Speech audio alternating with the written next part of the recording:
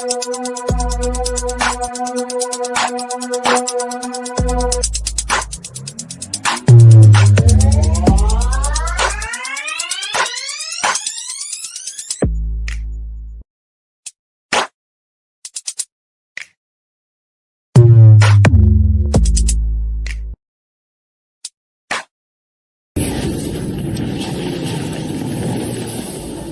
are listening to Peak One Sports. All right, I think my microphone's on and everything's good. All right, welcome everybody. Clear my throat there. Welcome everybody to this week's episode of the Sports Page. I am Dan Boyer, aka Neon Super Shrimp. We got a little bit of a different episode this week. Ashton's a little busy. He's got better things to do than to hang out with me and talk sports, I guess. So he's out. I think he's actually out doing like a business dinner or whatever, but I'm going to give him shit anyway. But we do have a special guest this week joining us from Fun Football Talks. We got Isaac. Wait, hang on, let me get you on here. I know I can do this. Hey, all right, man. there it is. How you doing? All right. Hey, what's going on, man? How you doing? Can you hear me okay? Yeah, I got you. Cool, man. I'm doing good, man. Sorry, I literally just got back from a splash pad with a kiddo. So Oh, no worries, man. I ran home. She was not wanting to leave, but it was me too. It was just getting her out of there. So you got to take advantage of those last days of summer, you know? Yeah, I'm a teacher, and she starts kindergarten next week, actually. Oh, wow, yeah. Oh, next week? No kidding, man. Right? I know. Early for Texas. I start Monday. Oh, no kidding. She starts Thursday. It's going to be a huge change for her. She's only done the 2 days a week thing, like the church school. I'm in Texas too, so. Oh yeah, okay. I was going to ask you. Yeah, I'm like 40 minutes south of Dallas by like Midlothian. Okay, yeah. You know where that's at? Kind of like just heading out of the city a little bit. So yeah. Yeah, I got some friends and stuff live out there. It's nice. I like it. It's nice being out of the city a little bit. I'm basically the exact same thing, but south of Fort Worth. I'm in Cleburne. Oh, Cleburne. Yeah, I've been there a lot, actually. Yeah. Yeah. I know Cleburne. I'm 40 minutes from here, 30 minutes. Yeah. Well, we have clients and stuff. Shout out Dapper Dog Academy. We have clients and stuff out that way in like Midlothian and things like that too. So serving the DFW Metroplex. I'll go ahead and plug them right now. If you're looking to turn your unruly pets into proper pups, shout out to Dapper Dog Academy. Owner, trainer Corey Bennett has been training dogs for nearly 10 years now. And sorry, let me pull up my thing here. 10 years experience helping your canine companions become the best versions of themselves with personalized training programs tailored to fit your pup's unique personality and needs. Corey is committed to helping your best friends reach their full potential. Contact Corey in the Dapper Dog Academy on Facebook. Schedule a consultation today. So I do understand that you're more of a football and basketball guy. I do have some of that stuff for us to talk about today, but kind of traditionally we kick off with the Rangers, and you're appropriately wearing the Rangers hat. So, I mean, we got a few things to talk about with the Rangers. To be honest, it's usually a pretty short kind of recap because there's so much baseball going on. And we just kind of talk about the week and how they've been doing. But in all honesty, the big thing that Ashton and I have been saying for the last few weeks and everything is that the Rangers have had this really bad habit of going on these like 5-game win streaks, and then they drop a bunch of games. You know, they did the same thing earlier in the season when they won 5 or 6, then they dropped 7 in a row, and then they won like another 4. And coming up to the All-Star break, and we were saying like you've got to stay as close to 500 as possible if you're going to give yourself a shot going through August and September. And as of right now, the Rangers on the backside coming out of the All-Star break are 6-7. And I just kind of want to talk about like how kind of honestly like badly they've been performing. Just some like stats I was looking at myself and kind of put together. But the Rangers have only won one game by more than 3 runs. It was a 10-2 game against the White Sox, and we just beat St. Louis 3-6. The rest of the other 6 wins, the other 4 wins out of these 6 have all been by 1 run. And every game we're losing is by 3+.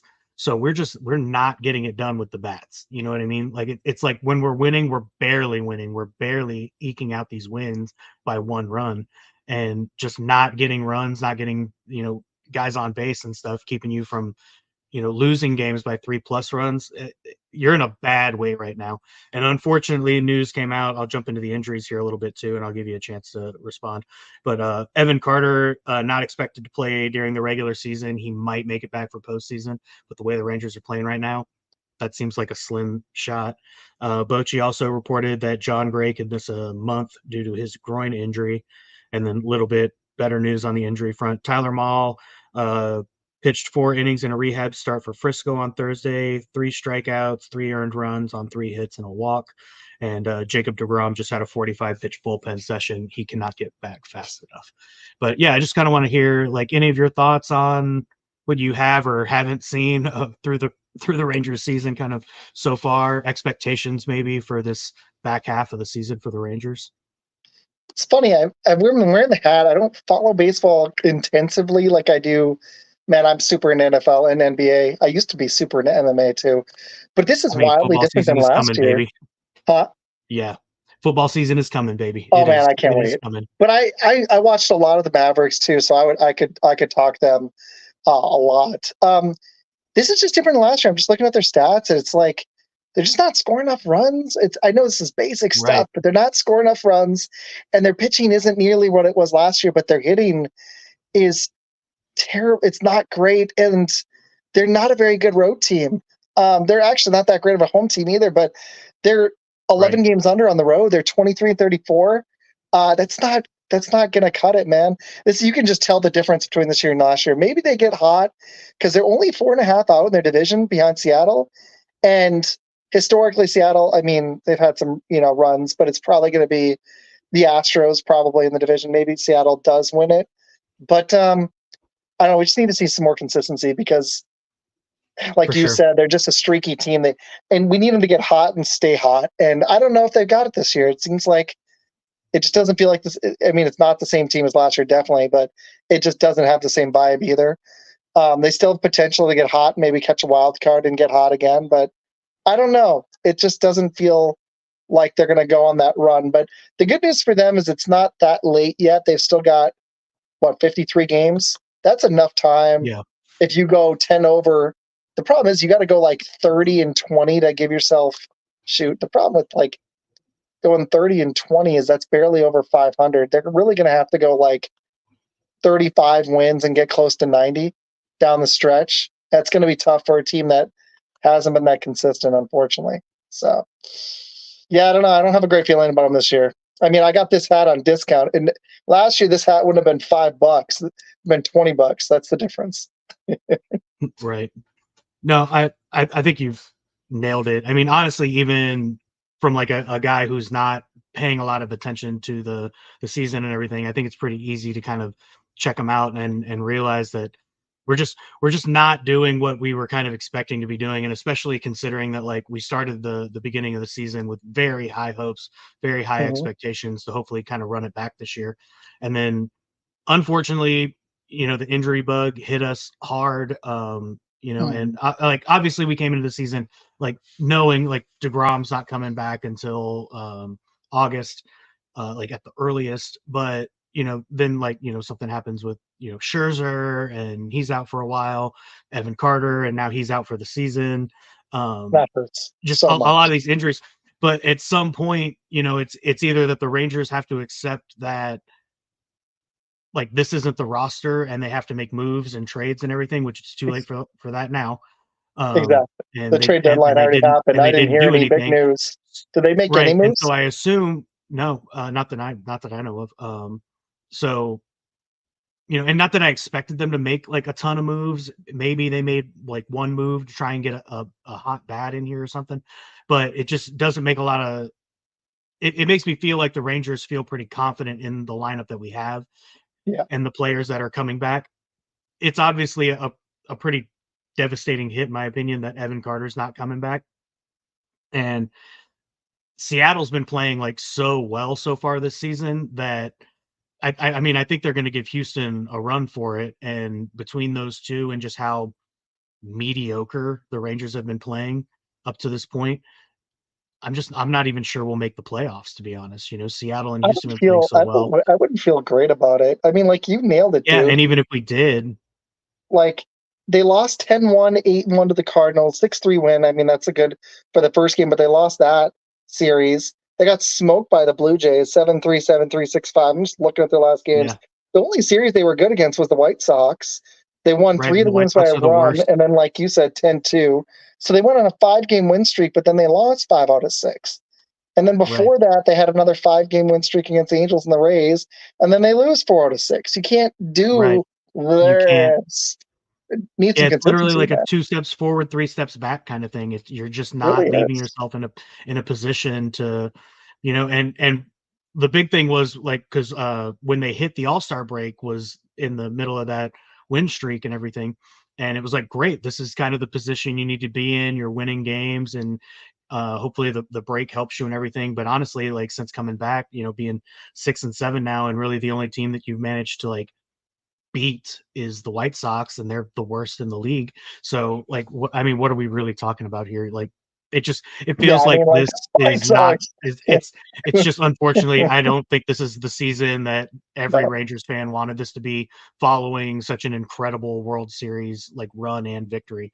So I mean, The only it's good news is unfortunate, but nobody's really running away with it. Like, it doesn't look great, but the best team in baseball is at 65 wins. They're at 52, so they're not like totally garbage. They're just mediocre. So they're right. within striking distance. It's just going to be like you nailed it, man. It's just going to be really tough to catch up when you're 5 games under. They need to go on like a 8-2 stretch and then have some consistency where they're consistently winning like 7 out of 10. And that's just Yeah. really tough to maintain. That's why it's even in baseball, every game actually does matter, because at the end of the season, you could miss the playoffs by 1 or 2 games. So those 1 or 2 matter. They need to, the pitching isn't there and the hitting isn't there. It's just, I don't know. Yeah. At Like, the very I least, don't, you have yeah, to start winning series. And I mean, yeah. it's basic math. You have to start winning in order to, win and make the playoffs. It's They really got to common win like sense, but 2 or 3 games consistently. Like, right. But I mean, but even you said, like we're not that far behind. Is mhm. it Houston that's in second right now, and then Seattle, The but we're only wild like 4 card, games back, they're, four and a this is some half. good news. They're sort of, they're, how many is back of that? They're 8 back on the Royals for the third wildcard spot. So it's not terrible with 53 to play. Right. That is totally doable, but they're going to have to shred down the stretch. We can't have any more freaking, losing 4 to 6 or 5 out of 7 games like you nailed. It just can't happen. Right. And Right. they got the Red Sox coming up. That honestly, I mean, the problem is the Red Sox are ahead of them. So this is a series they need to go win Right. to catch ground on a team that's ahead of them in the standings, So, yeah, we'll see, man. I don't know. mean, I don't it's feel gonna great be about it. it's gonna be a tough couple of months for sure. A tall order, and they're not exactly making it easier on themselves as they go as of right now. So definitely need to put some stuff together. But like you just said, they kick off a series this weekend against the Red Sox. We'll see how that goes. Starts on Friday. So my last kind of little bit of baseball talk, and it'll help us move into my football talk here. One of our other guys, Kenny, shout out to the Shut the Puck Up podcast, sent a graphic to us that after the trade deadline, the Miami Marlins total payroll went down to $14.7 million for the year, which is crazy considering that the New York Yankees pay Aaron Judge $40 million this year. Wow. So the thing I kind of wanted to talk about, I happened to look up some total payrolls here, and now what I think is interesting is that the Miami Marlins were obviously kind of looking to make another playoff push, and I think they've kind of accepted their fate right at the deadline, and so they traded away a lot of players for a lot of young prospects and farm system players, and so I think they're definitely kind of building for a future, which is not a move that I hate if you can see where you are right at the trade deadline and everything, and you feel it's better for your future to do that. But the thing I actually really want to talk about is how competitive is Major League Baseball with the payrolls kind of set up the way they are. So I have a few written down here. Technically, I have 4. So I have the Miami Marlins here. Their total payroll for 2024, $97.2 million, and they're number 26. Last place, number 30, Oakland Athletics are paying $60.5 million. So both well under 100 million. I guess technically Miami's right at like 100 million. But the top 2 teams, the New York Yankees and the Mets, are paying over $300 million to their teams. So 3 times more than actually what the last 6 teams are paying in their payrolls and stuff. I just kind of want to talk about, like, even from a guy that doesn't necessarily pay a lot of attention to baseball and like doesn't stay super tied into even like the Rangers and whatnot. Like, do you think this is like the most competitive way to keep like a major league system competitive? Like, does Oakland or even Miami in like a situation like this where they're paying a third of what? It's interesting because even though I don't follow baseball, one of my favorite movies of all time is Moneyball, and watching the Oakland Athletics struggle to keep players because of the system that baseball has, where there's no salary cap, is really interesting compared to like the NFL, where there's a hard cap, even though there's a bunch of moves you can make. Or the NBA, where they're kind of starting to get closer to a hard cap with the apron stuff. And what's funny is I think it's actually to the detriment of the NBA to a degree, because while I love parody and I think it's fun, and I am a fan of it, I think what was better for the NBA is when they had some dynasties and that interest was at a peak level to a degree. But the problem they ran into, I think why they decided to do it, is all these players decided to start teaming up. So for baseball, like, I don't know, it's difficult because I really think, and you might hate me for this, I think one of the ways they could boost interest back up is the NBA has the same problem in hockey. I think you got to slash in games. 160s, even for a slightly less physical sport like baseball, is still a lot of athleticism required. And they're out in the heat they're literally playing almost 6 months of the year. And really, if you include spring training or if they make the playoffs, their actual game days are over 6 months. It's just too many. And I know it would bring revenues down, but I don't know. It's interesting for baseball because I think it does put some teams at a really unfair advantage. Like when you've got teams that don't have the owners, they're not willing to pony up. And you see it in the NFL, but even with a hard cap, sometimes, like my Packers, even, I'm a Packers fan, they'll cheap out. They don't have an owner, but there's only so much money you can spend. With baseball, where there's an unlimited amount, I just don't think it's fair to certain teams. I think the Rangers got extremely fortunate last year to win the World Series, and they won on a historic, especially road game run where they won all those road games. They got super hot. And the cool thing is that can happen in baseball or basketball where there's so many games. The variance, like for MLB, it's home run hitting and pitching based. In basketball, it's become so much 3-point variance now. But so you can get some wild swings like what happened with the Rangers last year. But I think you're always going to have these teams that aren't willing to spend at a disadvantage, because if there's no cap, so for some of these owners, there's no incentive to spend because they're going to make some money anyways. I think some of them actually lose money. I think it would be smart to spend to make, but they don't have that money to spend. So long-winded answer, I just think I think it puts a lot of teams at a detriment. And I think you have to have, it sucks for the players because they're the ones that get gypped in the deal with the NFL and the NBA. Yeah. They just do. They do. Because the owners are taking, 47 or 50% of the rake, whatever it is in each sport. But so it's bull. It should be way more for the players. But having some cap gives some parity. And I know baseball's got their own system, but I think that they could make some easy changes that would boost popularity, especially with how you've got social media like X, where I met you guys, and all these different ways to promote the brand.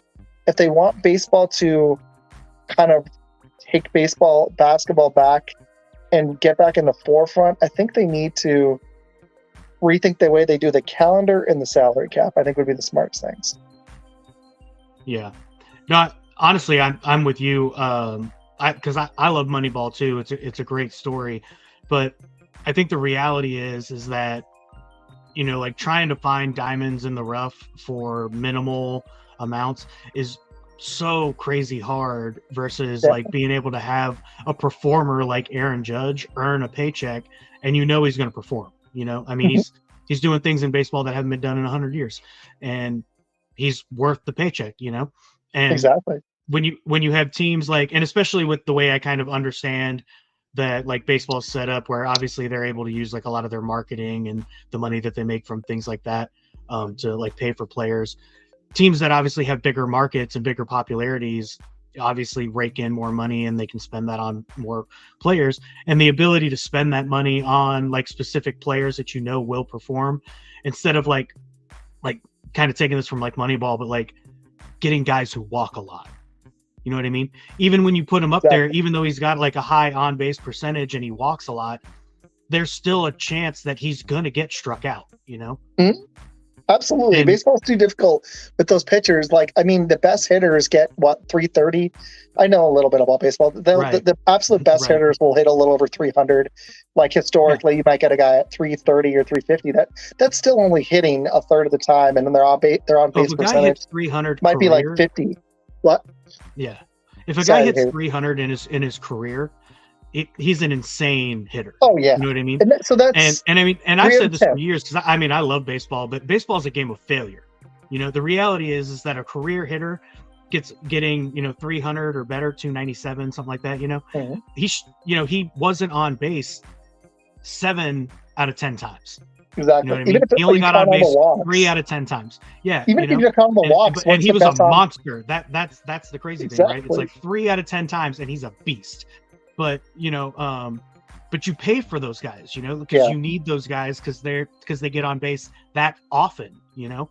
And like I'm wondering what the best on base percentage in history probably is what, maybe for a career, 50%. So you got on base half the time.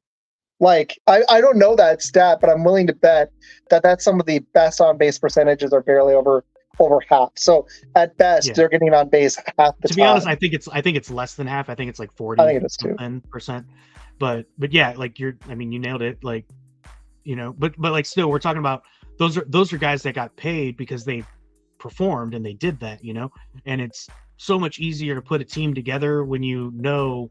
Like, you have the money to pay for these guys, but you can also put this team together of like performers, you know, like, they're going to do what you need them to do, versus kind of the Moneyball effect or strategy of like, we hope they do what we hope we need them to do. You know, there's a lot of like extra gambling in there. And I mean, don't get me wrong, it worked out for Moneyball, and it definitely kind of like affords the opportunity to like look at players a little differently than just the traditional scouting measures. You know, watching a guy with your eyeballs swing a bat, doesn't always give you the information you need. That's what statistics are for. But exactly. But yeah, I think we're on the same page here. I think it's a little bit crazy that, the homeless athletics are spending, honestly, it's almost like a sixth of what the Yankees are spending, 60 million to 300 million. So I mean, and I mean, it was insane. And it's like, and they're supposed to be competitive. Yeah, and you nailed it, by the way. The Ted Williams thing, you nailed it. Ted Williams, .482 on base percentage, highest in MLB history. He led it 12 times in his 19 years. So the best guy ever didn't get on base half the time. And the crazy thing is, you need that, because if a guy has 3 rounds in a game, a great player is going to get on base one, or if he gets 4 at bats, he'll get up there twice. And you need those guys that get on base. So you're spot on, dude. You really are. It's just it just sucks because like the best you're going to get out of the Athletics is once every 4 or 5 years they'll make the playoffs. The other years they're not going to be able to compete. Even the Moneyball year, sorry to interrupt earlier, but even the Moneyball year, they didn't actually win the World Series. They just were amazingly competitive after losing a bunch of players and had a great idea that other teams were able to replicate. And it led to them having one of the best winning streaks in MLB history, but it didn't even lead to a World Series win, as crazy as it was. Yeah. Sorry, no, I mean, my bad. But even like on that, that story is more about them like scraping the bottom of the barrel and trying to get players to make themselves competitive, versus like a lot of teams now are even just kind of like like take the Marlins for example. Like they're almost like ditching on this season to build a farm system and make their future competitive, And Houston did that when, just before they ended up going on their tear, before they started banging on trash cans and winning games. So, I mean, I got a question for you. I think it's a smarter way to go, but hit it. It might be in baseball. I'm curious. I didn't know if you want to segue into NFL yet. We can hit more on baseball. I just have an NFL question about that. The Panthers, what they just did, like trading Brian Burns away. I was talking to a Panther fan last week. Really cool guy. He does roll coverage. I'm going to give him a shout. He was awesome. It was one of my favorite shows I ever went on. It was so cool. And it was crazy because they gave up on the NFL's nuts to me because some of these teams are willing to like do this where they don't want to pay their stars. And I'm like, okay, so when are you going to be good exactly? Because they didn't even get a first rounder for him. So in the NFL, where you have fewer games to have guys produce. There's 17 now. It's not 162 in baseball. And you're going to be lucky. And I'm not saying that he was absolutely the best prospect. I think he got overpaid. But that's just one example. It happens a lot in the NFL. And I'm like, if you're trading your really good players away, when are you, unless you stockpile picks in a really efficient fashion, like the Miami Marlins did, or how does it work in the NFL? Because to me, like, I wouldn't want to do that. If I'm giving up a great player, I better get like what's happened in the NBA, where I get a freaking haul. Where it's at the NBA, it's been like the fact that Rudy Gobert went for 5 picks and I think like 5 first rounders and 2 pick swaps. That's crazy. Like it doesn't happen in the NFL. You're lucky to get more than 1 first rounder. Yeah. What do you think about that? No. I honestly, I mean, I agree, and kind of really just my last point on the baseball thing is like, I think that's what makes the salary cap like good, but it honestly too that Burns trade I personally think had a lot more to do with like the friendships involved between the 2 GMs. And you watched Hard Knocks with the GM with the Giants. He was like, "Wait, how many?" Y'all are real buddy about this, yeah. He was willing to let Saquon go. Buddy kind of helped him out. Yeah, I mean, he sold him first for a minimum. Like he didn't even get really what he could have gotten out of him. But we'll get into that in a second. The last thing I actually just want to say about the baseball thing. I personally think a salary cap would be good. No, you're good. Would be good for baseball, just in the sense of like trying to help some of these teams be a little more competitive. I will say though that like even because let's say that you do set a salary cap. Obviously, you probably set it a little lower than what the Yankees and the Mets are currently spending. Maybe you even put it somewhere closer into the middle. So for example, right? Let's just say they set it at like $200 million.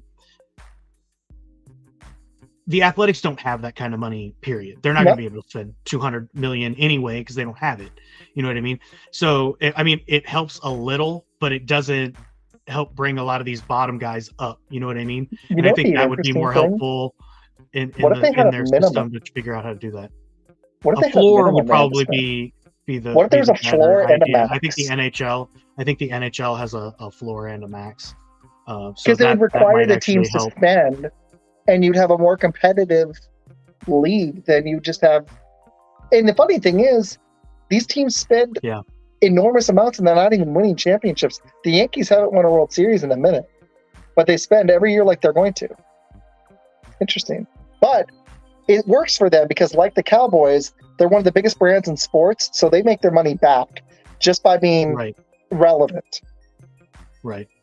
And see, I was going to bring up this luxury tax too, but I think my biggest issue, appreciate the shout out, back it up. But I love him. He's great. I feel like my biggest issue with the luxury tax is basically that like teams like the Mets or the Yankees that have like big enough markets are just going to pay that tax when they go over the limit, because there's no real like penalty. They just pay an extra tax on the amount that they go over. So it feels like teams like that with big enough markets and big enough banks are just going to pay that tax. They don't care.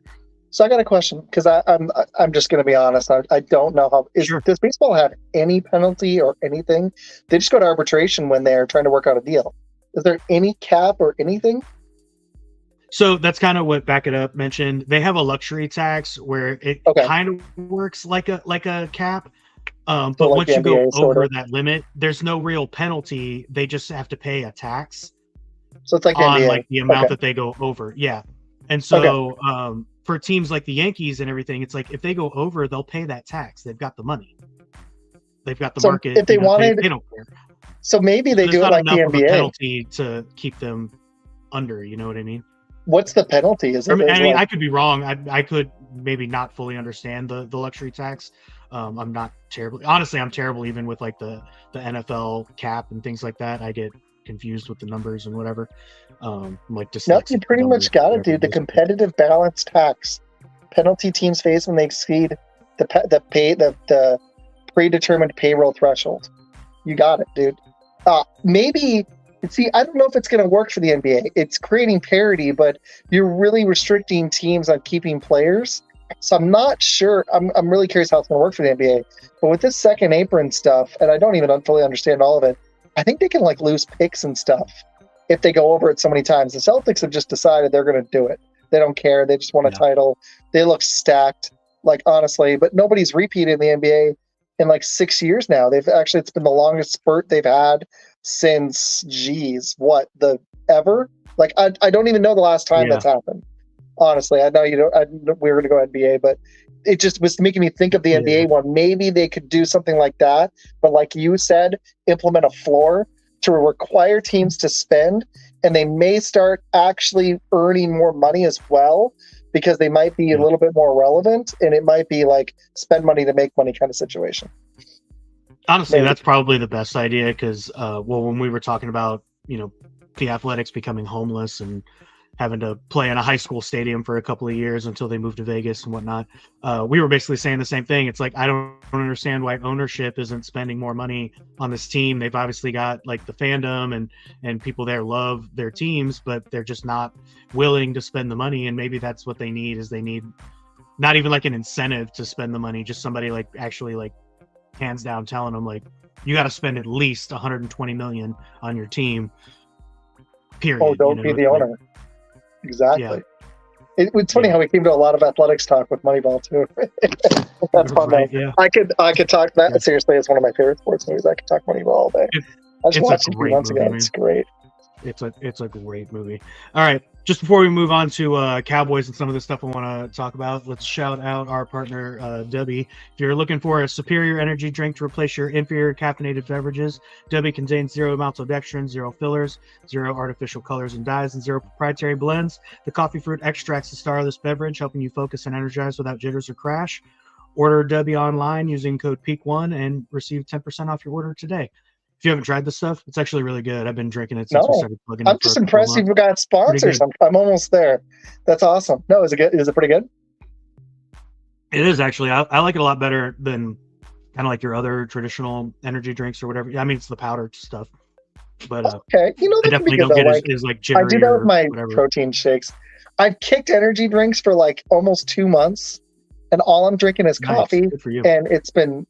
I may try. I'm not a coffee drinker, so. I'm not. You didn't used to be, but it's a lot less caffeine. I feel like I've got a lot more energy. Actually, I felt better when I was even off coffee. But going back to school, I'm going to give myself grace for a month and see if I can slowly wean off it. But at least the energy drinks, my only problem with them is I would drink those low carb monsters, and I would and some days I would drink 2. It was so bad during the school year last year. But even when I would just drink 1, I would have such an energy crash at noon. So if you've got one that like that, where you're not dropping off, that's nice. Yeah, honestly, I haven't really experienced any crash with this one. It definitely gives me like a little energy boost. So, they're pretty good. Are you drinking it right now? But to be honest, I am. Yeah. Nice.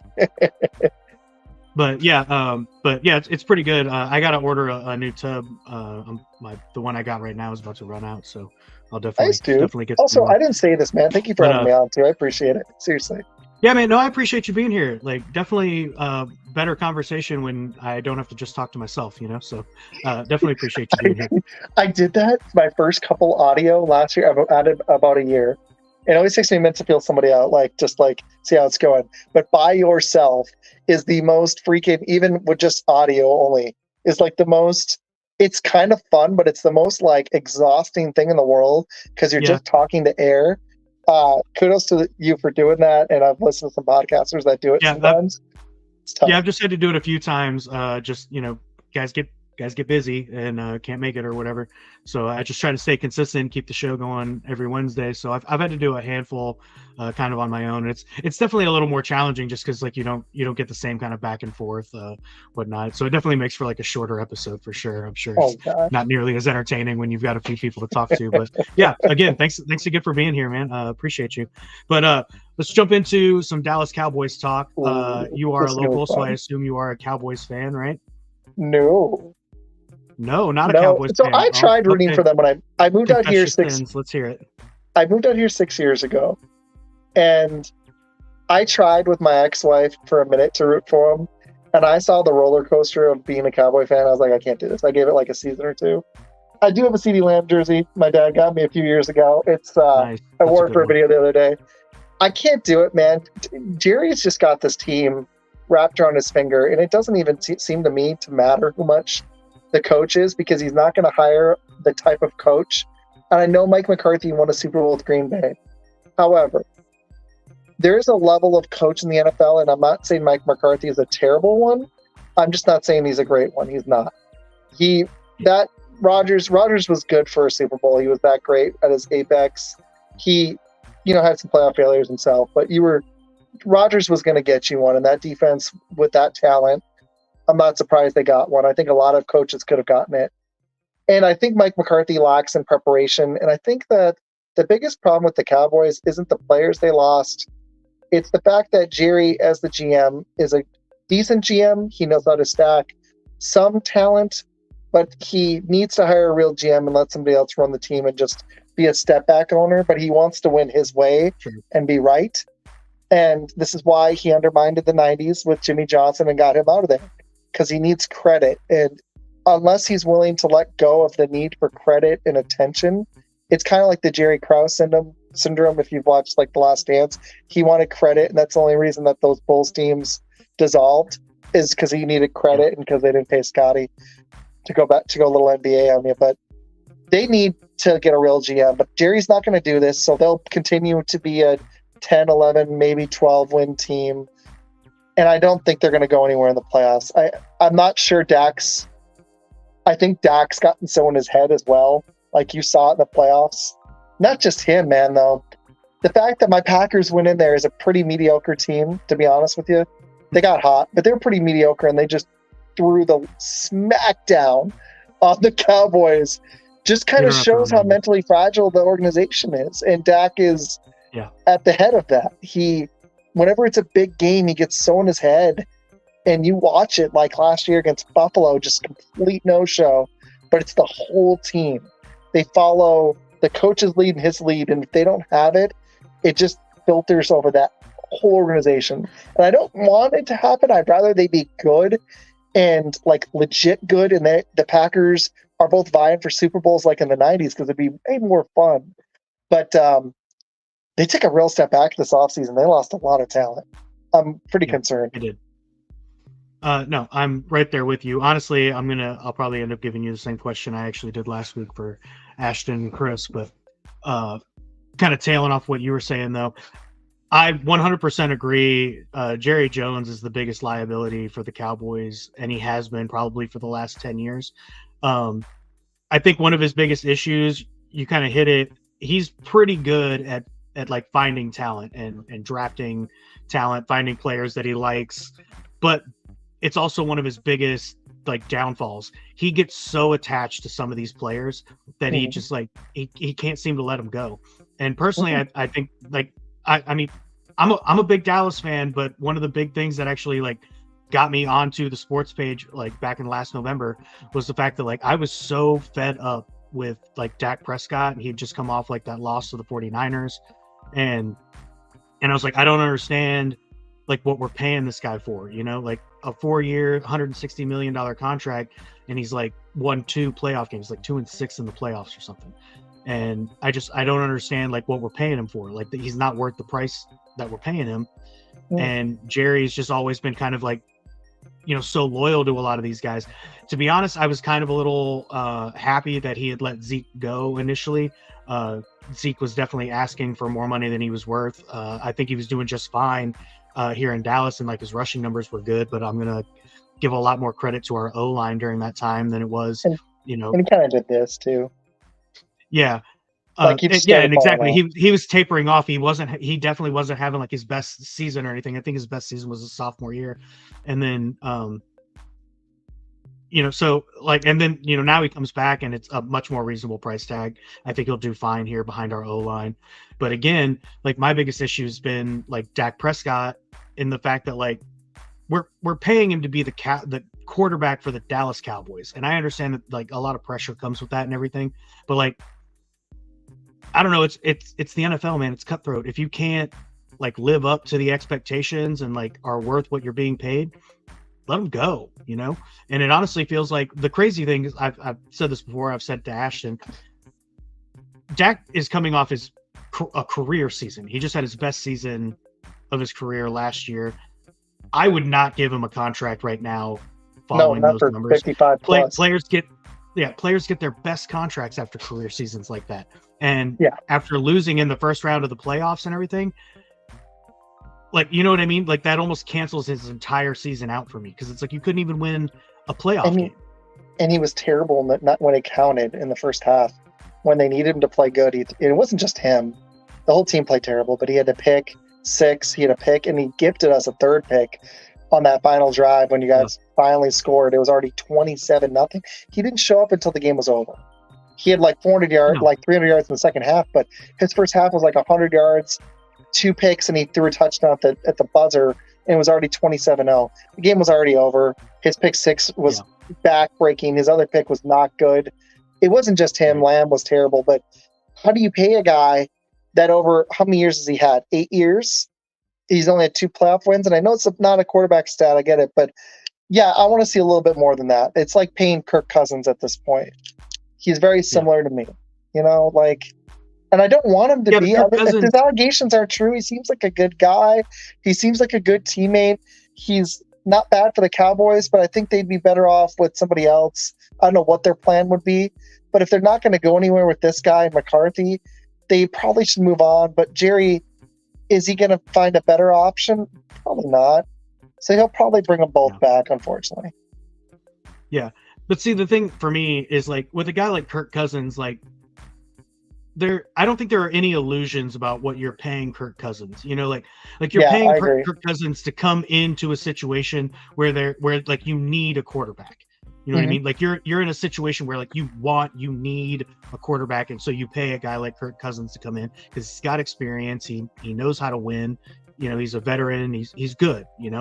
And under those same parameters, if Dak goes into free agency, I have no doubt that one of the like a third of the league is constantly shuffling through quarterbacks. You know what I mean? Somebody will pick him up. Somebody will pay him, and somebody will give him. I've got contracts written down here because these just happened over the last month. The Jordan Love one too. Yeah. So Jared Goff got his like a month ago, 4-year, $212 million, $170 million guaranteed. Trevor Lawrence got his. It was a 5-year, $275 million, $200 million guaranteed. And then Tua got his 4 years, $212, which was the same as Jared Goff. And Jordan Love got 4 years for $220. And honestly, we can even take a sidestep here because I didn't necessarily count this as a topic. But you being a Packers fan, how do you feel about that Jordan Love contract? You think he earned it? You think he deserves a 4-year, $220 million contract? Plus all the comments he made afterwards. I missed some of them. What did he say about the Aaron Rodgers house basically and all that? The big one. No, the big one I heard. He was basically like it doesn't matter what I do now. Like I got paid. I'm so rich. Oh gosh, I hope that's not it. Because he looked like he literally said, last year. Even if I was to go out onto the field and take a big steaming crap on the Green Bay logo on the field, like I still have more money than Dak Prescott. And I was like, you pay these guys and you pay them so much guaranteed that if you don't like it, you're in a situation like the Broncos were with Russell Wilson, where you cut him and take $90 million right now. Dead cap it. Like, you're completely screwed. So it sucks. I wish more guys would do what Mahomes did, where he took and he's still making 30 plus, and all of his endorsements, I bet he makes well over 50 mil a year. But he's like, hey man, I can still have a bomb house and do whatever I want for the rest of my life. And if I take a pay cut because it's a hard cap league, I'm going to give my team a better chance at three-peating. He took a page out of Tom Brady's book. I like that. It was a little bit more than what I wanted to pay Jordan Love, but and you might disagree here, but when I see Trevor Lawrence getting 5 years for the same amount, and then you see Tua for the Dolphins getting a little over 53, I think the Packers kind of had no choice, unfortunately, because Tua's not worth that. And I'm sorry. I don't think Trevor Lawrence is worth what he's gotten. I hate just looking at raw numbers, but in 3 years, I think the potential ceiling for Love might be even higher. I'm kind of wondering if Lawrence is just a guy, like one of those number one picks who, I got this analogy from Bill Simmons. He's one of my favorite podcasters and, media guys, but he had this analogy. He's like, get these number one picks. You get a Hall of Famer, you get number one overall picks, quarterbacks. There's only been so many in history. You get a Hall of Famer, Peyton Manning, it was Marino number one in that draft in the 80s. There's so many. Bradshaw, I think, was number one overall. There's been a bunch that have been Hall of Famers. Not a ton, but a few. You have some other number one picks that are kind of like Baker Mayfield. They stick in the league. They're good for a Pro Bowl or two. They're going to start for a few teams, but they're never really going to be the type of guy to elevate a team, but they're not a total bust. They can stay in the league. Baker might not even be a good example. It might be a tier lower, but he's won playoff games with two teams now. He's been solid, but he's also been terrible at times. I'm wondering if Lawrence is in that category, and then you've got the bus, the Jamarcus Russell that don't study a lick and they're out of the league. I think Lawrence might be in that mid tier, and when he got $55 million right before, I think that set the bar for the Packers. I would have loved for it to be a 5-year deal at a little bit lower and lock him up for an extra year. I was hoping for like $250. I was hoping for 50 max, but when Tua got 53 and Goff got 53 and Lawrence got 55, I think it set the market, and I hate this stupid market crap, but Same. It is what it is, man. It sucks. I would have preferred it to be less, but I think he showed a lot of potential his first season, and not just being a homer. I'm hoping that he lives up to it and doesn't just take a pile of crap all over the Packers logo. Yeah. No, for sure. I mean, I think Jordan Love played well, and I don't see Green Bay letting him go. He's done well. He fits in pretty good in Green Bay and everything. My big issue with most of these quarterbacks, to be honest, have really any of these guys won playoff games or anything? Have they really done anything worthwhile that makes their potential high enough that they should in fact be being paid top tier? These guys are being paid better than any other quarterbacks in the league, but they haven't actually done anything that should be oh, you're a top 5 quarterback. You know what I mean? Trevor Lawrence to Jordan Love. You're right. Yeah. Joe Burrow's the highest paid quarterback in terms of guaranteed money. He's made a Super Bowl, but he's got injury issues. In just his 4 years, he's missed time 2 of the years. So there's concerns, but at least he made a Super Bowl and he's beat Mahomes in the playoffs. So maybe he deserved it. Maybe. We're concerned he won't be the same either. Next guy up is Jordan Love. He's won 1 playoff game 1 year. At least he won 1. But you're right. It's only 1 season. But the other problem is they held on to him for 3 years and developed him. So they already had extended them for 1 year. They didn't really have a choice unless they wanted to franchise tag him, because they did hold the draft and develop thing they did with Rodgers. I really would have preferred it to be less, but this quarterback market's getting crazy. Trevor Lawrence is next. He's won 1 playoff game in 3 years. Tua has not won a playoff game. Jared Goff is next up, but I still have questions about his limitations, but he did get to a Super Bowl with the Rams. That was mostly on the run game and D. And this Lions team was stacked. He did his part. He played well. This Lions team is great. They're great. They're my pick to go to the Super Bowl. I'm originally from Detroit. If he doesn't hold them back. I like the Lions. I do too. It just depends on him and Campbell. Can Campbell rein it in a little bit on the aggressiveness? And does Jared Goff have a little bit higher of a gear? So, if they run into another 49ers team and are up 24-7, can he stop the bleeding in a second half when he couldn't last year? And I'm not saying it was all on him. There were some crazy momentum swings that he had nothing to do with. He wasn't playing defense when the dude caught the tip pass, and he sure as heck did ask the running back to fumble the next play. Though that's a massive momentum swing that a lot of quarterbacks, not Patrick Mahomes, couldn't overcome. And Brock Purdy played crap in the first half. So yeah. See, I think I like Dan Campbell's aggressiveness. He just needs to be a little smarter about some of those fourth down calls, just a little bit smarter. I love the aggressiveness. I really do. I love everything that Dan Campbell's doing out there, but he just needs to be a little bit smarter about some of those calls, because honestly, that whole that fourth down thing that happened, the whole kerfuffle, and once they moved it back, it was don't go for it on this fourth down anymore.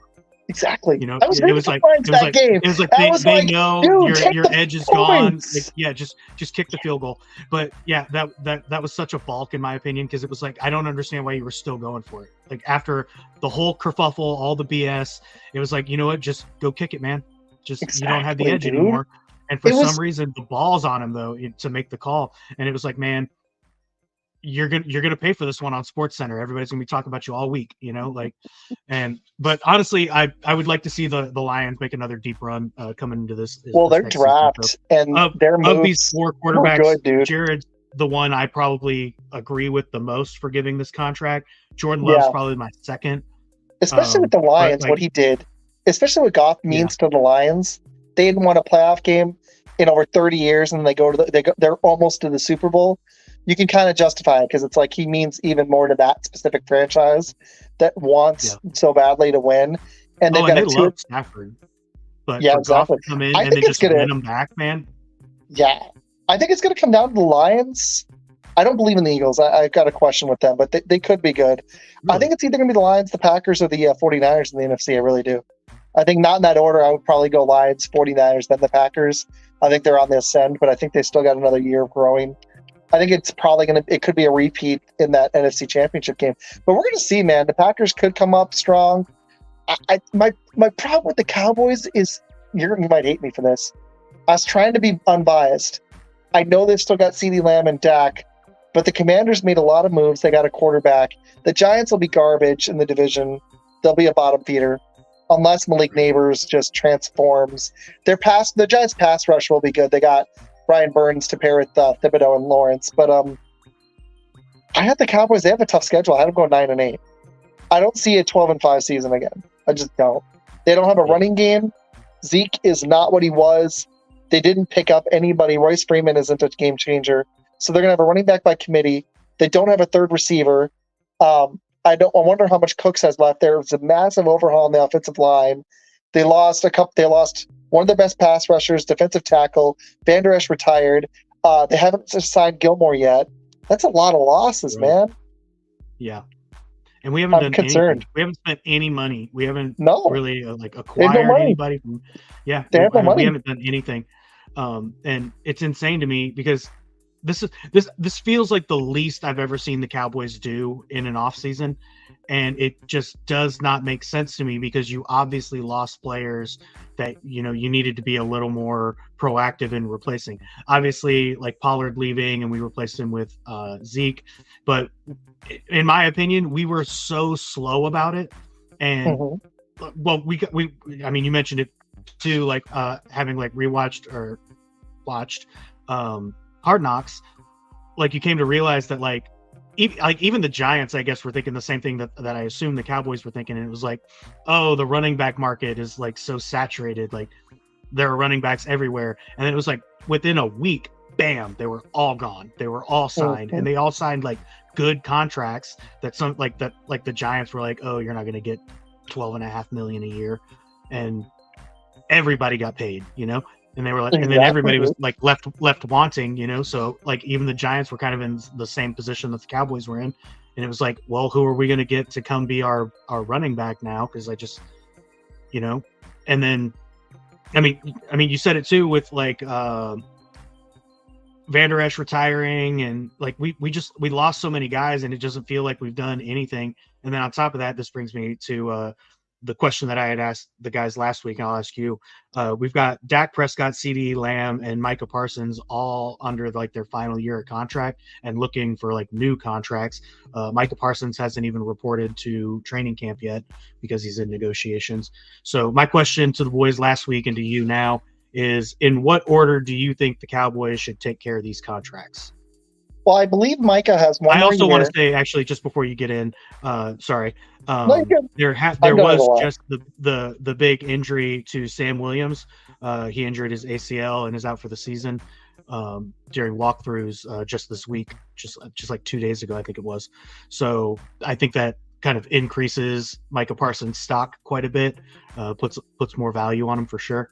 But yeah, so in that order, and knowing what they didn't know last week with the Sam Williams injury, how do you probably prioritize these contracts? Dak Prescott, CeeDee Lamb, Micah Parsons. Micah's got another year, so I think they could do him next year. The problem is I was just looking at it. They have $12 million in cap space, and Micah's only counting 5 against their cap this year. I'm sure that'll balloon up a little bit next year, but that's not very high for how good of a player he is. I'd like to see him be a little more consistent. It seems like he gets most of his sacks in the beginning of the season, but he's still one of the few game changers in the league. And if he can put it together for a whole season the way he starts, he could have a 20-sack season. It'd be awesome. He's been getting around 13, 14 a year. I do have that written down here. He's had 13 plus sacks, and he's been an All-Pro all 3 years he's been with the That's the ridiculous. So far. They got right. The problem is, so what are the Cowboys going to do? They can't tag Dak. They can't. There's a clause in his contract. You can't franchise tag him. No franchise. I don't think you can even transition tag him. Maybe they can. So do you let him go for nothing? Because I don't think he's going to agree to a trade. We do take a dead cap space hit next year. Yeah, that too. They'll take a dead cap hit if he leaves. So his contract totally effed them the way it was structured at the end. They needed to get it done before now, and they didn't. And they need to choose to extend him, but I think that they're not even certain. And I'm betting he's asking for 60 plus when he just watched Love and Lawrence get it. But to be frank, that's what I know he's put up some great regular seasons, but his playoff performances and some of his big game performances have left a lot to be desired. A lot. Yes. I would just let him go and try Trey Lance and draft a guy. And I don't think Jerry's going to be willing to do it. I think he's going to pony up. So I think he's going to hit. I think he's going to hit CeeDee Lamb right now. I think he's going to try to hit Dak during the season. And if they don't come to a deal, he'll drop him a huge deal next offseason. And then they'll find some money and sign Micah last because he's got one more year. He's got this season and next. Lamb and Dak are both free agents after this year. Maybe there's the off chance they don't come to a deal with Lamb and they tag him, but I think he's too important to the franchise. I think they'll do it. Him and Parsons are only 25 years old. They're not going to go anywhere if they don't get those guys back. And Micah was the only guy that was consistently hurting the Packers in that playoff game. He drew I think he had 1 sack, but he drew 2 or 3 holding penalties. Lamb didn't show up. I was disappointed in him. Personally, I would pay Lamb and Parsons and let Dak walk. I think what they'll do is pay Lamb, pay Dak, and then hit Parsons. To be honest, I'll get Lamb done now because he's holding out, and without him, you don't have much of an offense. Jake Ferguson's a decent tight end. Cooks is an okay number 2, but you don't have anything. Your offense will fall off the rails if you don't have CeeDee Lamb for Dak to throw to. It would go from a top 5 offense potentially to a 15th, 20th ranked offense. I'm not I think he's that important. No, I totally agree. Yeah. Yeah. And to be honest, the crazy thing is last week between the 3 of us, me, Ashton, and Chris, we all put the 3 players in different orders of priority. And if I'm being completely honest, I don't actually think there's any one particular right answer here, because you're right. All 3 of these players are pretty important to the Cowboys fundamental build, I think Micah Parsons creates such havoc. Honestly, I'm not even sure. Can. What's the market for Lamb? Unfortunately, now is over 30. The way he's produced, it might be 35 plus because Jefferson and now DJ Moore just got a massive deal. But Jefferson hit 35. Hill's at 30. I think the floor for Lamb is 33 a year. Yeah. What's the deal for Micah? It's probably going to be 30 plus. 35. Yeah, I think he's looking for 40. Yeah. Yeah, he might actually. If another don't get me wrong, 40's ambitious. That's a lot. That would be the most highest for a defensive end, I think. Is it Bosa? But I think so right now. Yeah. Yeah, I think it's around what the receivers are making. It's over 30 now.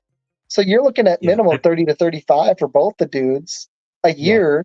How are you going to pony up 60 for Dak? That's like 50% of your cap for 3 players. That's not a way to build a team, unfortunately. Not at all. And considering that, like, again, like what I was just saying earlier, like Dak is supposed to be that guy that's like leading you through this. I'm just not sure he's worth the price of admission anymore. Personally, I think I'd trade him now. I would trade him right now. I'm serious. I mean, that's how you're going to get the best value out of him. You're still going to end up taking, like the dead space hit, but maybe you can get somebody to take a chunk of that. What if they can get a first and a third for him rather than letting him walk for nothing? Take the dead cap hit, see what you got in Trey Lance, and if you suck, you can get your quarterback of the future at the top of the draft next year if you're 6-11 or 5-12. The quarterback draft next year is supposed to be pretty weak, but even if you can just do it over like the next couple of years, and draft yourself a quarterback, and you get somebody like Trey Lance, or you even sign somebody like a Kirk Cousins, a drifter, to come in for a season or two on just a 1 or 2 year contract deal until you can draft your next franchise quarterback. I don't disagree with that strategy, considering it gives you like time to like really solidify your offensive line. Maybe we get a better running back in here, another receiver, really shore up our defense. I mean, I like our defense as it is, but it gives you the ability to like pay Micah Parsons, pay CeeDee Lamb. I personally think Dak Prescott should be playing for his life this season. Like, if he doesn't have like another career season and at least get us to like an NFC Championship game, win or loss, I just don't see why the Cowboys should sign him. It's like he's not worth the cost for what you want him to do. He's not doing it. Take your chances somewhere else, take the dead hit and move on, man. Like, this just isn't the guy. And they're overpaying some of their guys. Like Trayvon Diggs, I know he had that injury. He's probably worth his deal. Marcus Lawrence is still pretty good. He's making $20 million. So I kind of get that one. But like, we got some seriously good corners. They do, but they need to rethink the way they build their defense, because they're so built on speed. They're so undersized. They have the same problem the Packers have had recently, where they can't stop the run, and that burned them significantly. Anytime they played a physical team last year, look at the games they played against really physical rosters. That's why I'm worried about them against the Browns in the opener, because that is a physical team, if there is one. They're going to smash the Cowboys in the mouth, and I'm really worried about it, because when Buffalo came up and was physical, the Cowboys wanted nothing to do with it. They got beat like 30-3 or 10. It was bad. The 49ers ran it right down their throat. Anybody that gets physical with this team, they need some angry, hard-hitting guys like Zach Martin, but he's aging too. The problem is he's like 34. They need more beef on the offense and defensive line. That's what won them Super Bowls in the 90s. And then you get a special, Emmitt Smith, a Michael Irvin, you land a Dion later on. You've got Larry Allen. They had, those stars, but they built it by the lines, and they've gotten away from that recently, and it's not the way the team built. So I hope they get back to it, but I just think Jerry, I don't think he knows how to build a team the right way. He's not a GM. I mean, I agree with that. And to be honest, what it feels like this season, even especially with like Jerry's like all in comments and everything, it honestly to me feels more like honestly, I don't even know how to necessarily translate like that opinion or those statements, just because like if you're all in, you would think you would pay these guys, right? But the way he's like claiming like, oh, we're all in, feels more like if we don't do it this year, I'm going to scrap the whole team and we're going to start fresh. And that's not the right strategy to take with this team, because you've got some really good players and everything here. You've got a great foundation. You could finish putting this team together. And let's be honest, right? If Jerry wanted to like start from scratch, like, does he have the time left in his life to like see a championship team? If he does that, it's like, no, man, you need to pay these players. Personally, like, kind of back to the whole Dak, CeeDee, Micah Parsons thing. It's part of the reason why I'm like, pay Micah Parsons, pay CeeDee Lamb, and let Dak play for his life. And if he just does not blow us out of the water this season, I think the problem he might be seeing is then you're paying for a really mediocre team, because with Dak, you're probably good for around 10 wins. But if you don't have a quarterback, you're in big trouble. And the problem with them is they've got a few really good players, and they're a front running type of team. They'll beat up the Giants 40-0, but then when they play somebody physical or somebody good, like last year, they fall flat on their face every time. The only team they were competitive against that was above 500, they beat the Seahawks, who fell off, and the Dolphins, who didn't win a playoff game either. And the Dolphins, to me, are just like the Cowboys in the AFC. They beat up the terrible teams, and any time they played a team over 500, they fell flat on their face. It's just like, I just don't know if the talent is deep enough. Their stars are great enough to make them look great against these bad teams. Are they great enough? Are Dak and CeeDee Lamb enough? This might be what Jerry's thinking, maybe. Are they enough to actually get me far in the playoffs? And Micah? You would think so. You would think this is enough, but they lack run defense. Now they lack any linebackers at all. Like, they don't have one. Micah Parsons he's an edge. They don't have a linebacker that's decent on the roster anymore. Van Der Esch is gone. Yeah. They don't have anybody. They lost their nose tackles. They don't have anybody there. It's probably going to be one of their draft picks. And then they've got great corners, but their safeties lack too. So they're missing like important pieces that teams like to devalue now. But the run game still matters in the NFL. Look at what the 49ers rode CMC to the Super Bowl. The Chiefs had Pacheco and Mahomes. They wouldn't have gotten there without a solid running game. It matters. And the Cowboys devalued that by letting Pollard go, who wasn't great. But bringing Zeke back, he's a short yardage guy at best now, man. He's not even worth $3 million. Like, he doesn't have the hands. Like, no, he doesn't. He doesn't bring anything better. And I totally agree. Like, they shouldn't have let Pollard walk, in my opinion. But they don't have the money though either. That's the problem. They've got like $12 million cap space right now.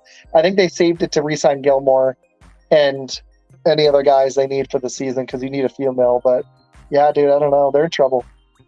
I don't know where they're going to go. Where do you go? Yeah. No, to be honest, when the schedules first dropped and before a lot of this kind of drama and like, no action out of the offseason Cowboys, I think I had put the Cowboys at winning 12 or 13 this coming season. As it stands right now is where I did, but as it stands right now, like heading into this preseason and all the uncertainty on this roster and everything, I'm with you, man. I don't even know if this team's going to make 500. It's going to be such a rough season for the Cowboys this year. This is a rough start too. They played the Browns week 1. It's in Cleveland. Then they play the Saints at home. They could win that game 1-1. They play the Ravens in Dallas. Are they going to be able to win that game? That's tough. That's going to be honestly their first like real tough challenge. I mean, going into the Browns is not always like an easy win with that defense. Same for going in. Yeah, same for going into New Orleans. They usually play better at home. And then the Giants, like you would come out of those first 2 games at least 1-1, and then you'll have your first real test against the Ravens. But now with the Ravens with like Henry and then Jackson, and I mean that's a high powered offense that's gonna pick you apart. I mean, and like you were saying, we're lacking, especially like kind of right over the middle. Like we've got great corners, but our safety's not the best, and we're lacking in our linebacker division. So it's gonna be really, really tough for the Cowboys this year. I personally don't think I have high hopes, as much as like I want to be the Cowboys fan that's like, oh, we're gonna win a Super Bowl this year. Like this is our year.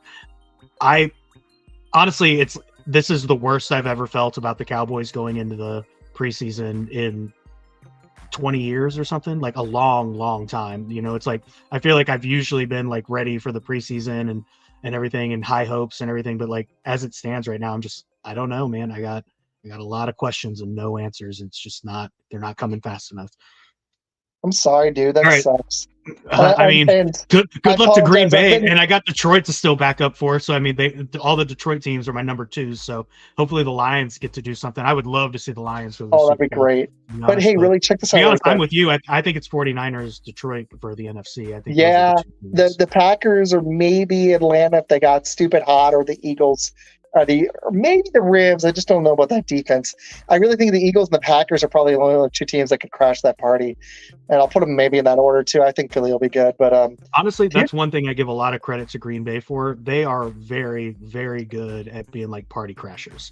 Like sneaking their way into a wild card game, getting those upsets, and like making their way into the playoffs. Like they nail that stuff. It's like, man, Green Bay's not doing so great this year, and then like last 3 games of the season get some upsets and move right in.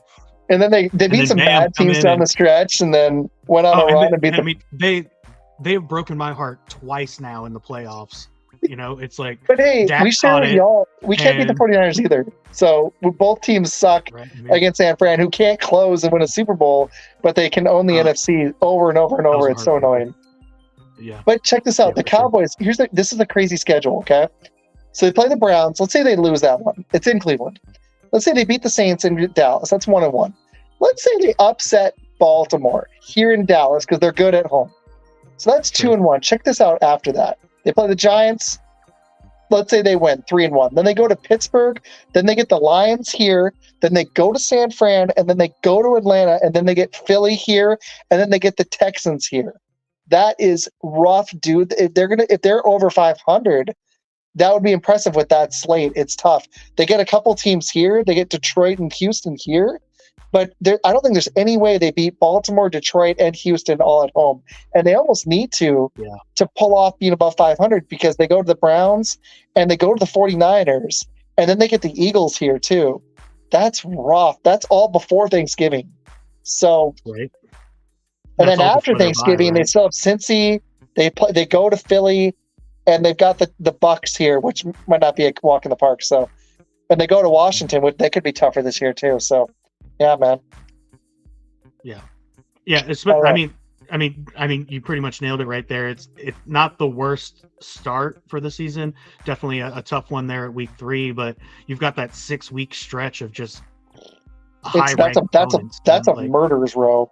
Going to Pittsburgh, they're tough in Pittsburgh. Detroit, this is their slate. Baltimore, and then they get an easy one against the Giants. Then they get the Steelers, Lions, 49ers, Falcons, Cowboys, Texans. Then they have to go play Washington. Like you nailed it. 6 of those are really difficult. They've got to split those hard ones, and that's some of the best teams in the NFL. I don't know, dude. 12-5 would be like, I hate to be this way, but it would be a miracle, honestly. That's a hard. It really slate. Would, right? It's a tough man. That's honestly, that's why I'm saying, like, as it stands right now, like I feel like I'd be surprised if we made 500 this year, and I had 9 and honestly, finishing 500 is just not going to give Dak the contract he's looking for. No, I mean 9-8 or 10-7 would be a really good season with this slate, with this roster. Mike McCarthy's gonna have to coach his butt off. We forget about this too. He's in the last year of his deal. Are they going to re-up him too? It's not just they didn't let Dan Quinn go. They brought in Zimmer, but it's not just because I do really heavily follow Cowboys. I live here. And I follow a lot of NFL teams, but I pay attention to the Packers and Cowboys the most. But it's not just, are you going to re-up Dak? Are you going to re-up Dak and McCarthy together again? I don't know, dude. This is the NFC is going to be better this year too. Like you got the 49ers, Lions coming back, but the Falcons got a quarterback. The Eagles went out and got Saquon Barkley. The Packers went out and got one of the best safeties in the league. Had a good draft, and they made a gamble on Josh Jacobs. And they're the youngest team in the league coming back again. So, college football, who's that? Oh, Maniac. I don't know who that is. Very cool. Yeah, I agree, dude. It's tough. Yeah, I mean, we'll see what happens. I should come back on mid-season. I should come back on. No, for sure. No, you're more than welcome. I should come back in right after that Giants game. Go up 4 games, and we'll see.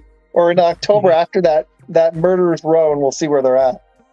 Yeah, right. Well, we should at least get you on right after that Baltimore game, see where they are after week 3, and then we'll do the same thing, like mid-murderer's row, and we'll see how they're going. But yeah, I don't know, man. I know it doesn't feel like they've done anything to help the team. I'll tell you this though, their draft was solid. It just they didn't have enough picks. That's true. We actually had one. Let me hit it. Okay, they got Guyton, who I got questions about. I did a bunch of draft scouting, but he's decent. He could hopefully start for Steele, or maybe he'll actually needs to replace Tyron Smith because they've got Tyler Smith and Steele. I'm betting he'll replace Steele because Tyler Smith's awesome. But they lost Tyron. So Marshawn Nealand, I think he's coming off an injury, but he was pretty solid at Western Michigan. I liked him in the second round. My favorite pick y'all made was Cooper Beebe, this mauler of a guard. You guys might have gotten another fine dude. I know it was not a first round pick, but that could really buff up that offensive line. If Guyton and Beebe are good, this offensive line could, if one or both of those young dudes pan, it could be really good. Lufu, they need him. That I don't know if I'm saying it right. Their 3rd round pick, the linebacker, they're gonna need him to pan. Kalen Carson was a steal in the 5th. I've heard good things about Forney. That could buff up their in the 6th. That could buff up their return game. Their 7th round picks. I really didn't do much on either of those guys, but they had some solid picks. They're going to need them to pan though, bad. So, yeah. I know it's a DFW show. I got to ask you though, what are your expectations of the Packers this year? Where do you think they're going? I mean, they'll do better than the Cowboys this year, I think, for sure. Honestly, I think the biggest opponent for Green Bay, and honestly, it's always been like just a great rivalry, but it's the Lions. They're the biggest opponent that they'll have to get over in their division. But I mean, I think the Packers have a pretty good shot. To be honest, I haven't checked their schedule, so I'm not exactly sure what their strength of schedule is. But it's tougher actually, but it doesn't feel as hard as Dallas's. We have Philly in that Brazil game, and then we get Indy and Tennessee, which I think they play Indy in Green Bay, and they go to Tennessee, so they might be 2-1. Minnesota's weak. We go to the Rams. Here's where it gets a little tough. We have Arizona, who could be better. Houston. We go to Jacksonville. Then we have Detroit at home. Then we go to the Bears. Then we have the 49ers at home and the Dolphins. Then we go to the Lions. It doesn't feel it's one of the higher strength of schedules, but it doesn't feel insanely tough the way it kind of panned out. Because we get Miami in Green Bay in late November. That's kind of awesome. And if you're going to get San Fran, at least we get them in Green Bay right before Thanksgiving. That's kind of fun. So we'll see. I don't know. Yeah. I mean, honestly, just after you saying schedule and everything, I think you're right. It's not like the easiest strength of schedule or anything like that, but I definitely think it's got, like, they could get like 11 or 12 out of that. That's what I had them. I had them at 11-6, and I was trying to be unbiased. I was teetering between 10-7, 11-6, because we're the youngest team in the NFL again. Even we had 11 picks. We're somehow the youngest team in the NFL 2 years in a row. And I'm just thinking if these guys develop, even if they get tape on Love and he regresses a little, but with the young receivers and the safety they landed, if Jacobs can just be decent at running back, I don't know. There's a lot of ifs, but they're really young. I just kind of think they're going to get better. See. That's always kind of the big question mark when you've got a team so young. Is like you obviously just don't have the tape, the film to like back up their performance. So you just kind of have to wait it out and see, So there's real potential there. And to be honest, I always liked the young teams. I even loved it. It was a few years back when the Cowboys were like the youngest team. And I really thought they might win a Super Bowl when Dak and Zeke were rookies, and then they brought in Lamb. Yeah. And if they could be, they made good moves last year. Getting Gilmore was smart. He was their best corner. They need to bring him back. He's still sitting out there. Go give him a $5 million deal. I don't trust Diggs' ACL coming back. And Bland, as great as he was kind of a pick artist. He would either get picked on or get interceptions. Teams picked on him at times. Yeah, they did. Get Gilmore in there, man. They need Gilmore back. They do. They need a linebacker. Bland definitely had those flashes, and he got all those interceptions and everything, but he got burned just as often. So like that Seattle game, he had a pick, I love interceptions, but at what cost? Like against the Seahawks, I think Metcalf had 3 touchdowns on him. He still had a pick in that game, so that looked great. But Metcalf torched him. Like it was like 130 and 3 TDs. He worked him, absolutely worked him down the line. Yeah. Because I like Bland, but and to be honest, I think the biggest issue with Bland in that particular situation is that because Diggs wasn't there, he had to be like the number 1 guy, and he's just not quite that guy. No, he's not. Gilmore was better. He's like a great number 2. But yeah, Gilmore and Diggs are definitely much better, like like your number even 1 or corners that you want to put on those like dangerous receivers.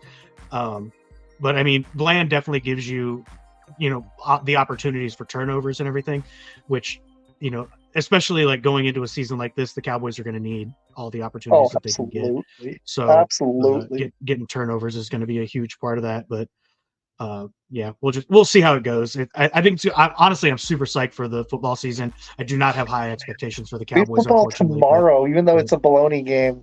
I'm excited I that know, there's right? a football game. Get to see some rookies, I might man. actually watch it. Seriously. Oh yeah, for sure. I love watching the Hall of Fame game, kick off the season. Yeah, just get to see the rookies. at least we usually watch the first half. It's fun. So yeah, that's why I'm like yeah, my dad. Sure. We talked about doing a fantasy thing tomorrow. I was like, we need to do it before because I kind of want to watch some of it. So yeah. Right. Yeah. No. We actually shout out. We got a fantasy football show coming. Roscoe Fantasy Football Show. I'm not exactly sure when he's getting ready to kick it off, but it should be coming in the next few weeks and everything. Whenever he gets all settled with his gear and whatnot. So keep a lookout for that. But super excited for football, fantasy football. I love it, man. I'm so pumped. But we'll jump into my final topic here and shout out to our final partner here, Betalytics. Don't bet with your gut. The Betalytics dashboards allow you to quickly identify top-graded best bets and hottest trends. Betalytics uses AI machines to learn algorithms and create accurate game simulations, player prop projections, betting line evaluations, and best bet recommendations. Visit Betalytics.com and use promo code PEAK1 for 25% off when you sign up today. So my final kind of topic here, I just want to, man, I don't know about you. I love the Olympics. This thing comes around, every 4 years. I usually watch. I haven't. It's amazing. No, you haven't caught any of it? No, that's all right, man. Any of it, actually. I got plenty of news here. And honestly, one of the little topics I want to talk about is more opinion based, but we'll get into it here in a second. But I just want to shout out a couple of athletes real quick. Katie Ledecky, if you haven't seen, absolutely dominated the 1500 meter freestyle. She won by like more than 20 seconds, crushed her own Olympic record that she set in the last Olympics in Tokyo by like 5 point something seconds, which is insane. Like if you know anything about like racing, track or swimming or anything like that, when you're racing like that, like a full second is a lot of time. So to crush like your record by 5 seconds, like holy shit. Like, I don't even know how else to say it. Like, that's incredible. She also came in second in the 400 meter freestyle, I believe. And then she still got the 4x2 and the 800 meter to go. But as it stands, she's that was her 12th Olympic medal, tying the record for most decorated female athlete in U.S. history. And it is a 5-way tie for second all-time decorated Olympian behind Michael Phelps, who has 23 golds and 28 total medals. But she's on her way, man. And honestly, watching her, it's like watching Michael Phelps back in the day, man. She's pretty dominant. She's a lot of fun to watch. So if you haven't caught her, probably the 800 is probably the next best one to catch her in. I think she's probably got a good shot at winning the gold in that one. But man, bro, dumb sports takes. You are absolutely right. She absolutely dominated it. They actually, if you didn't see it, it's kind of funny because like they've got like cameras that watch the swimmers and everything. And usually they can use like a poolside camera to catch like the 2 or 3 guys that are in first and racing toward the end and whatever. But for Katie Ledecky, they had to go to like the stands camera because she was so far ahead that they had to like, it was kind of funny. I think the camera wouldn't zoom out anymore because I swear I saw it like correct and like try to zoom back in a little bit because like she was so far ahead. They were trying to like get whole pool in the one shot. Where we got to get her? Yeah, right. And it was like because like you couldn't even see the next swimmer. It was insane. But I do need to catch some of the Olympics. You made a good point. I'm pretty much done with all my shows other than House of the Dragon. I want to catch up on maybe tonight. Oh, great one. My girlfriend's so mad I'm going to be out of town for the finale of House of Dragon. Oh, that sucks. No, I'm too behind, but I finished I finished the Justified revival a couple days ago last night actually in Deadwood. Both the same actor. I like both those shows. Yeah. Well, shameless plug here. If you've got Peacock, check them out. You can obviously rewatch everything, and they've literally got like 24-hour coverage going. So it's like the live events going, and then they like replay everything, and so that's the place to check it out. That's where I've been. Yeah, that's where I've been watching everything. I do have Peacock, and I'm excited. I'm going to be using it for I used it for a lot of NFL last year, and The Office. I finally watched all of it. It was love The Office. Love The Office. I'm so sad I waited so long. Like I had seen bits. But I watched all the way through. My wife recommended it, and she was so right. So yeah. It's so good. If you love The Office, check out Parks and Rec. I'm gonna give it a shot soon. I think that's what she said. It was different, it's a little bit different, but it's like the same kind of like premise style as The Office, where they do like the little interviews and stuff like that. But it's really good, and it's a lot like The Office. So if you like The Office, check out Parks and Rec. I'll give it a shot. But back to some of this Olympic stuff. We got Simone Biles and company. Team wins gold. This is their third gold in 4 gymnastics, and they won silver in Tokyo last year, or in the last Olympics. So that was the one gold that they missed in the 3 of the last 4. So shout out to the dominant USA gymnastics team. And then Simone Biles is now, I get confused here because I was looking, I swear one article I was reading said she's the most decorated, and the other one said she's tied. But either way, she still has some events coming. So if she is tied, she has a shot to still become the most decorated American gymnast. Yeah. She's got 5 golds, 1 silver, 2 bronze, and then she has individual events coming up this weekend, including the coveted all around. So keep a lookout for that. I think it might actually start tomorrow with the all around, but I think she has like vault or something on Saturday and whatever. Also coming up on this weekend, most by a U.S. gymnast ever, 5th most decorated ever for any country. That's what I was looking for. Yeah, but she's getting there. She's 8 medals. If she gets 1 or 2 more, she would climb. She's not going to catch. I'm going to butcher her name. Larissa Latinia. That was terrible. Anyways, she has 18 medals. So Biles would have to go for another 1 or 2 Olympics after this. But she has a good chance to get the second. She's only 3 away, or at least tie for second. Well, so. Yeah, shout out to Kenny. Just said apparently she said this isn't her last Olympics, which I was even just talking to my parents about it. My dad was trying to say like, I said the same thing. My dad was like, "This is probably your last Olympics." She's like 28, and I was like, "I mean, if she stays fit and everything and doesn't get injured, they can extend that longer now with science." Yeah. Like she could go, and she would be 32, but I'm still pretty sure she wouldn't be the oldest gymnast. I'm not even sure she'd be the oldest American gymnast. She's 20. Yeah, 27. So she'd be 31. That feels doable, doesn't it? Like, I feel like that's right on that edge where she may not be like winning a gold every time in 4 years, maybe, but I don't know, dude. She's special. It's hard to put it against her, you know? I mean, yeah, she's so good. She's so good. She'd at least be competitive, you know? Mm-hmm. Like, she may not be guaranteed gold in like a lot of these events and stuff like she is now, but I definitely think she could come back and do at least 1 more Olympics and be competitive. So, I agree. Like, honestly, I say keep a lookout for her. She's still got a couple events to do this weekend, and I wouldn't be surprised for her to compete through the trials and make the next Olympics. So, like, keep watching. Honestly, shout out her and like Katie Ledecky and being able to watch like just some of the best competitive athletes in the world do what they're absolutely the best at, you know, and against the world's best, you know, against everybody. So it's why I love the Olympics so damn much. Also coming this weekend, watch more. You're right. I usually do catch some of it, so I need to. Yeah, there's still like another. It's more than a week. There's 11th, August 11th. So yeah, another week and a half. Yeah. But also coming up this weekend, Noah Lyles and Sha'Carri Richardson events coming up on Friday and Saturday. Noah Lyles chasing the sprint triple crown, and Sha'Carri Richardson has the 100 and the 4x1. She's a local, if you didn't know. She's actually from Arlington, so cool. Shout out to her. Let's get some fucking gold coming home, man. I was looking at some of the events actually with the gymnastics team winning gold. Oh man, I'm dropping the name and I don't have it written down. But there is one girl from Dallas on the U.S. gymnastics team too. So already bringing some of that hardware back to Texas, and I love it.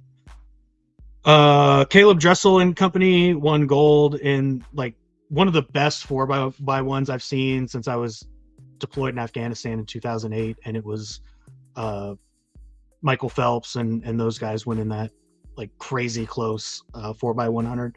So that was a really good one. If you haven't seen that, check out that replay. That's really good too.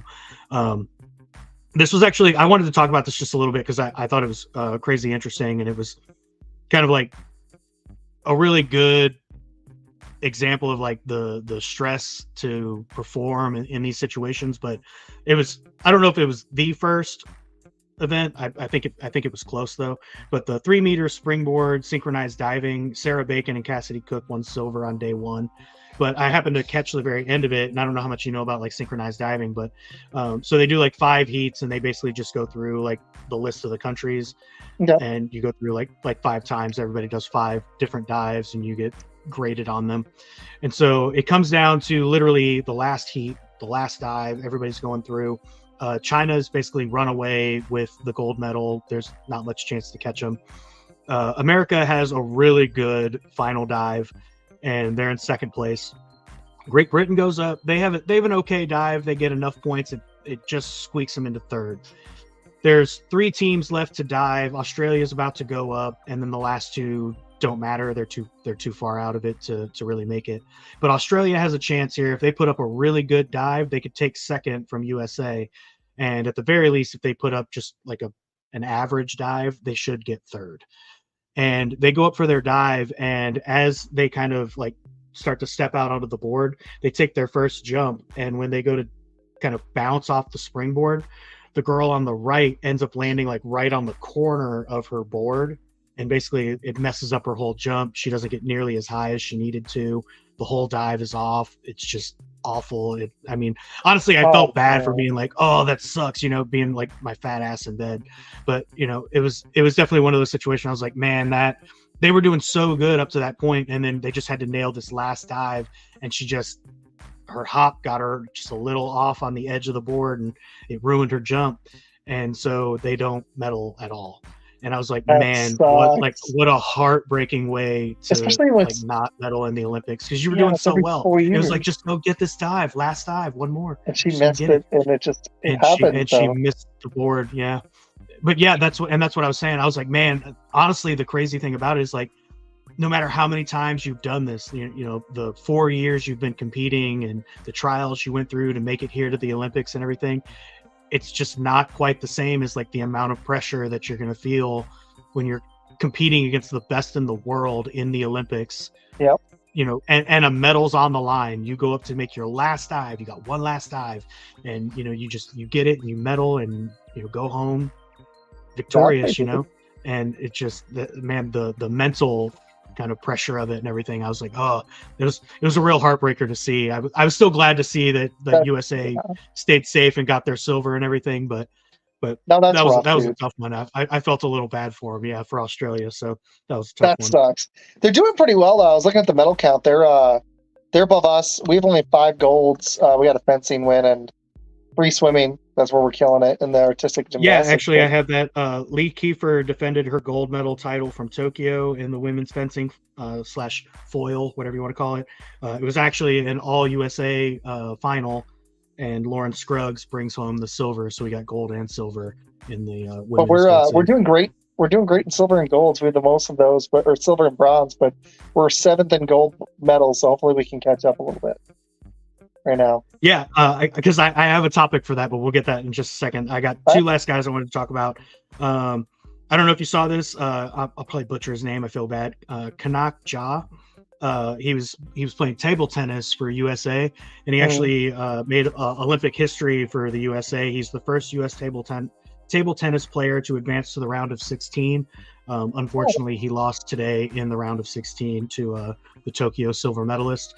But honestly, he was like ranked like number 26 or something to make it to the round of 16, first time as an American, and then to lose to the silver medalist at Tokyo. I'm not sure you have anything to be like upset about. I mean, we've never done that well in table tennis. It's not like swimming. We're not as dominant in that. Right, exactly. So shout out to him for making U.S. Olympic history and getting to the round of 16. I've watched some of these table tennis events, man. It's crazy how good some of these players are. I used to try to play that stuff, man. These guys are so stupid good at that. It's ridiculous. I haven't seen any of this Olympics, but I've seen some in the past. You know what? I think you talked me into it, because I was about in between shows anyway, other than Dragon. So I'll probably catch some in the next couple of days. So especially before I go back to work, because then I'll be busy. So yeah. Honestly, every time I think about it, because I've only ever played like ping pong for fun. Yeah, same. Absolutely. Like actually, that's how never not serious I am. I just think like I'm gonna beat you, that kind of thing. Yeah. Right. Yeah. but it's like, that's how not serious I take it. I'm just calling it ping pong. It's not even table tennis. And I get up there. But if one of these guys was like, make one of those serves to me, and then it's like, okay, I managed to return it, and then just smacks it back to me, that'd be it. That would be the one ball I would play. And I'd be like, I'm not playing with you. Like, this isn't fun. Whenever I hit one of those shots that would like, I could curve it a little bit. Like me and my dad would play a lot, or one of my buddies, or I could hit. One of my buddies had an even shorter table, so I had to learn that one too. We used to play a lot in college and late, in, like when I was in high school. Whenever I could hit one of those shots, I'd hit the edge of the table and drop off and hit the floor. I was like, oh yeah, because those pros can hit that stuff off the table, and then they'll dive down right near the ground, and they'll hit it back on the table, and you're just like, what the heck was that, dude? Yeah. No, see, I feel like I've got like a pretty good serve. I got like a speedy serve that a lot of people like struggle with. And when I was in this program with Wounded Warrior Project, so I was living down in San Antonio, and like everybody that was in the building for Wounded Warrior, we ended up doing this ping pong tournament, little table tennis tournament, and I was doing okay. It was mostly my serve that was like getting me through some of my opponents. And then the last guy that I ended up playing who beat me just happened to be able to like put some spin on the ball. And so literally I would serve, and then he would give like this little backspin return that would just make it over the net and then come right back. It was like impossible for me to return. So he ended up just beating me because he could put backspin on. It's how he beat everybody, actually. He just kept doing this backspin return. Nobody could answer. And it would get just over the net and then just like bounce right back into the net. So like you had to like reach. You would be that shot. It would barely clear, and then it would either just die, or it almost like, because he put backspin on it, like you said, it would go back. My dad got decent at that. I couldn't really ever do it. Yeah, I got so mad about it. I refused to play ping pong with him ever again. I was like, I'm not playing with you. You're no fun. You're like, I'm done. No. Yeah. I ended up coming in like 4th in the tournament because he beat me, and I was so mad about it. I was so bitter. But yeah. So my last thing we can talk about a little bit. I know you said you haven't actually watched any of the Olympics, but you happen to catch any of the USA basketball? Men's basketball team absolutely they've been barely South Sudan today. They've been barely barely getting by, right? Yeah, actually, in the last couple of games, I think it was 2 games, they were a lot closer than this. They put it down on South Sudan today, but that was kind of the big thing I even wanted to talk about was it feels like normally in at least most of the previous Olympics and stuff, there haven't been like too many like competitive basketball teams coming from other countries. No. Spain sometimes puts up a decent team. France, they're usually okay. But this year, man, it feels like a lot of these teams are a lot better. I'm not necessarily sure if it's just from like a lot more international players kind of being in the NBA and, now going home to help those teams and whatnot. I'm forgetting names now, but like the guy in France trying to help his team out and everything right now, and they've been doing pretty well so far. But yeah, these games have been like a lot closer. Normally I feel like I'm used to just kind of just seeing USA go in and just obliterate these teams. Beat South Sudan a month ago or a few weeks ago when LeBron had that last second layup, and it was our bench. But I don't know if it's Steve Kerr, because it's so tough knowing the right like balance of players. They should be able to get. They shouldn't be as difficult as it is, though. It shouldn't. I know we have a lot. There's a lot of foreign talent in the NBA, but we should still win gold. And if they don't, I think it's a disappointment. Even with LeBron at his age and Durant at his age, they still should win gold with the talent they have. So they better figure it out. 100%. No, I 100% agree. Excuse me. This score from today's game against South Sudan is more along the lines of the actual scores I've been expecting to see USA put up against these other teams. And especially like so early in the tournament and everything, it just doesn't feel like we should be struggling as much. I kind of agree with you. I'm wondering if this is almost like I guess for lack of a better term, like bad coaching, kind of like I feel like you were implying, like not necessarily knowing the team chemistry as best as you should to put the best players together for the lineups and things like that. I mean, honestly, one of my issues at least is always going to be kind of like LeBron's kind of that. I mean, he's a superstar and he likes to be the superstar, So, I mean, it's he's one of those players. He likes to have the ball. He likes to be in control. He likes to, and this team is kind of, full of superstars. And so that might not be jiving with their chemistry so well right now. And it might be part of their issue, but yeah. But no, so honestly, I don't know if it's their team chemistry or if it's the coaching issue. But he didn't play Embiid at all, and he didn't play Tatum the game before that. Those are interesting decisions. Like, that's going to draw some controversy if it doesn't work. And I know not everybody can play big minutes, but those are two. I mean, especially Tatum after winning the championship, he didn't even play the previous game. Then they threw him back in the starting lineup, and he didn't really do a lot, honestly. But it's really interesting that Joel Embiid didn't even get any time at all, and they went with Bam instead. It's interesting. I'm surprised they did that. Yeah, see, Kenny knows what I'm talking about. There's a couple of teams out there that I've heard too. I'm curious if they're going to be able to pull. It's going to be interesting. Yeah, I mean, there's still plenty of basketball to be played, I guess, tournament style and everything. Well, actually, I'm not even sure exactly how, because it's not like a single elimination tournament. I'm checking it out, actually. I'm curious when they play next. Yeah, they should have another game, I think, Sunday. Yeah, you think so? Well, actually, maybe before then. Yeah, it might be before then. But yeah, I mean, I'd like to think that they figure out whatever it is exactly that they need to do to be a little more dominant, I guess. Because honestly, I've said for years, since I was young, really, that it almost feels unfair that Olympic basketball is a thing, considering that like USA just loads their team up with NBA, all-stars, and every other country gets maybe one NBA player caliber player, and then the rest of the little bit more than it used to be, but yeah, it's still. We play Saturday. We play Puerto Rico, who just got smashed by Serbia, so we should be able to win that game. Serbia beat them by 40. I think I can't remember who had the comment, but he was spot on. Shout out. Kenny. We beat Serbia pretty good back on Sunday, so I'm curious if they could be a team to look out for. So yeah, I don't know. We're gonna find out. Puerto Rico, I'm thinking we can handle them, but we'll see. But we need to play more cohesive as a unit. I don't know. It's tough when you get these Olympic teams sometimes, because like you said, like you can have a LeBron who's almost 40, or a Durant even who's almost 30, 36.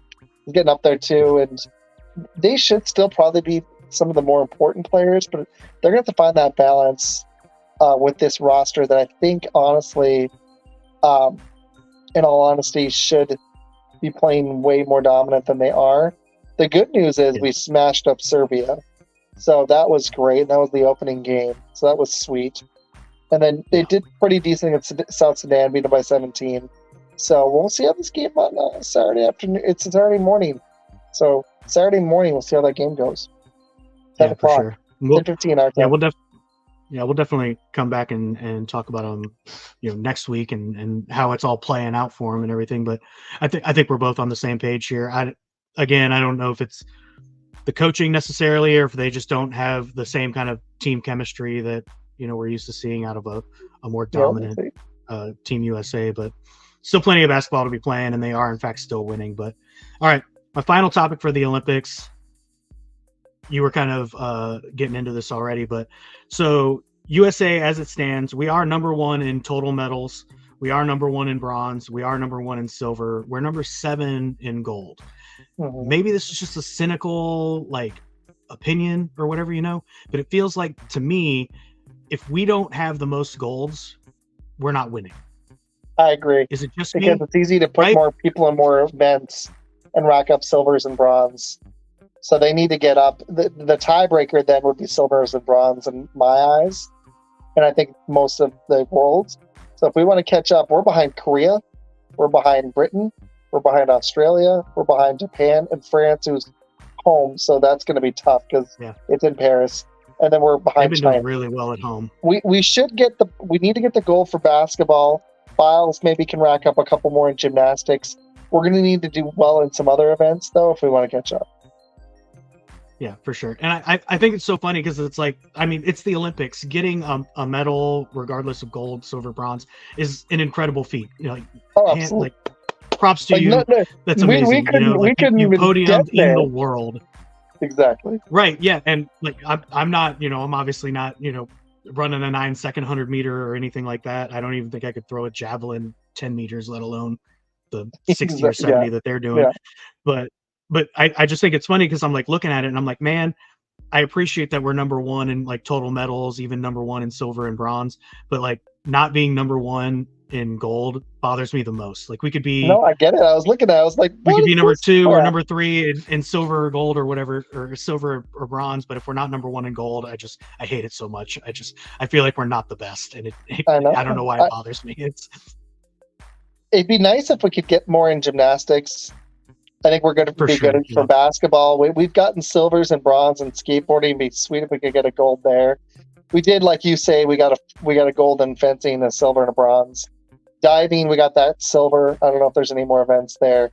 So we'll have to find some ground to break to catch up. I think there's still like some like 30-meter. There's a ton of diving. There's got to be a ton of events coming up. Yeah, for sure. We're not even a full weekend. Yeah, we've still got, like you said, to the 11th and everything. So, plenty of everything going. Yeah, man. Shout out! We didn't really talk about it too much, but the opening ceremony was pretty cool. Personally, I wasn't a huge fan of the boats coming down the Seine with all the athletes and everything. I don't know. I didn't like it as much. You didn't get to see the athletes as much because they were all like crowded up on the boats and everything, but it was all right. But like I really liked the end of the ceremony where they were passing the torch and they all kind of went as like a unit or whatever you want, like the unity that was kind of represented in passing the torch instead of just like an individual person going down. And then the actual Olympic torch itself was a pretty cool concept. I was actually talking to my dad about it the other day, and we were both like, man, I thought they were gonna like do something with like the Eiffel Tower being the torch or something like that. But yeah, that would have made sense, right? Right, yeah, that would have been kind of cool. But the balloon that they did was really cool. I honestly didn't even realize that like the hot air balloon was invented in France until they had said that. So I thought that was really cool. And then the Celine Dion song. I honestly have no idea what she's saying. I don't even know. I didn't understand a single word she said, but I was in absolute tears listening to her. It was beautiful. If you know anything about her story coming up to this and everything, and the hardships she's been going through, what an incredible performance it was. Yeah. So like what an incredible performance. It was really good. So if you get a chance to catch the highlights of that, I highly recommend it as well. But yeah, man, Isaac, we appreciate you being here. You want to shout out your podcast? Let us know when you're available, when you're talking your sports. Yeah, I should have done in the beginning. No worries. I totally should have done it at the beginning. I'm sorry. No, it's all good. I came in at the last second. I was just like happy to be here on time. I do a second show Blitz on Tuesday nights at 7:30. Next week, Fun Football will take that slot, and then it's going to move to Fridays at 8 p.m. Eastern. I just learned Twitter wants you to be verified, and I didn't want to monetize it this year. I was waiting until next year for tax reasons, so I'm ticked. I don't know if they're going to change that rule back. They just changed the stupid premium rule, and I've been really trying to hit the Twitter hard for a reason, so I'm mad. But you can still find me on Twitter. I go live on Facebook, and I'm part of Shady Sports, so I go live on his YouTube as well. But I also am on TikTok, Fun Football Pod or Fun Football Podcast. I will be on Fridays starting in a couple weeks. Yeah, 2 weeks from Friday, 8 p.m. Eastern, and I've got some fun guests lined up. Matt Ramage and Rev Trev will be my first Friday show. But yeah, man, we'll do kind of Tuesday show next week, and then we'll be on Fridays every week after that. So, yep. Awesome. I'm excited, dude.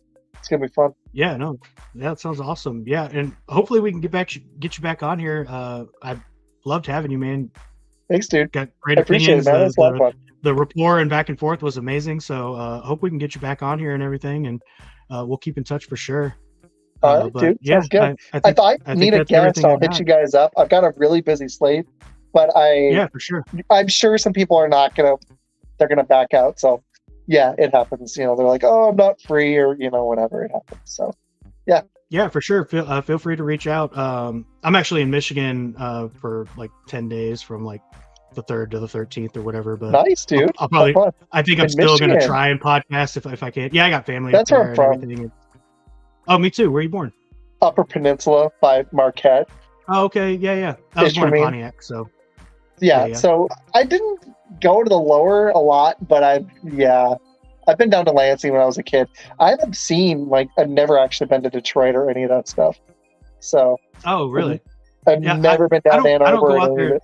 too often, but I've been to a couple of the casinos, and I got to go to a couple of Tigers games with my cousins a couple of That's pretty times when cool. I Nice, went to dude. visit and everything. Yeah, it's actually pretty interesting because the Tiger Stadium's like right in the middle of downtown, so you kind of have to like park somewhere downtown and then like walk to the ballpark. But yeah, it's pretty cool. It's a old school park. Very very cool. It was a cool experience. So, but Nice, yeah, dude. for Very sure, cool. man. I like that we got a little common ground there too. So Yeah, I didn't even know. That's pretty cool. So have fun, man. That's gonna be a fun trip, especially this time of year. It's really nice there. So yeah, I love going in August. It's so beautiful. I absolutely love it. Yeah. It's my favorite. that's I've the been time. doing it dude. for like 10 plus years now. Get up there with my cousin, Awesome, man. Very hang cool. out for a week, see the kids. It was and great. all the cousins. It was great meeting Yeah. you, dude. Seriously. Yeah, man, it's That was great awesome. having you. Absolutely great show. Totally appreciate you taking time out of your day to come hang out with me and talk sports. But yeah, so that's all for us here on the sports page this week. Isaac, Fun Football Podcast. Check them out, and we'll catch you next week. Appreciate you guys. Bye.